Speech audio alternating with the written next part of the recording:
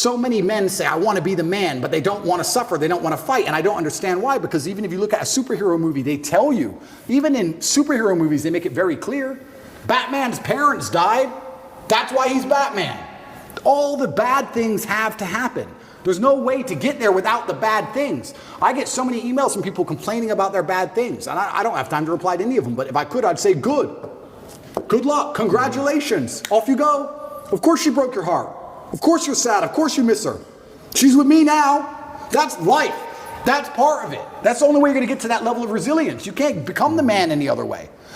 So yeah, I thank God for everything bad that's ever happened to me and all the demons, and I trust that he's not gonna give me anything I cannot, in the end, decipher and deal with. In the end, I think it's a puzzle, and you decipher it, and you work out the best way to deal with it, and you internalize the good parts, and you become a better and stronger and more resilient person for it. So I have to thank God for every single one of them. Well, I mean, you got to go through shit to be the shit. That's basically what it is. And by the way, what you're saying is not a hypothetical. You talk about being the average man. You see this play out on dating apps these days. Have you seen what's happened, especially on Instagram and on all the dating apps, Hinge, Bumble, and out there?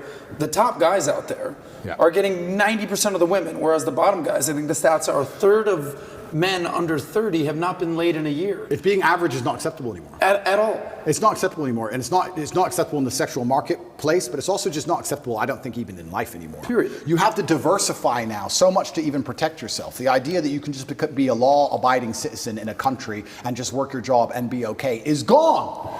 It's gone. If COVID doesn't prove that, I don't know what will. Yeah. Look at my situation. You have to diversify. You have to be smart enough that you have assets and friends and capability and lawyers and whatever all over the world now. That's the only way to protect yourself. You can't just sit within one jurisdiction and go, oh, well, but I don't speed, so it's going to be okay. I don't think it is. I think it's coming to a point where it's not going to be okay. And AI is going to make it harder and harder, again, for those average men. It's going to be harder and harder. I don't think the exceptional men are ever going to suffer from AI.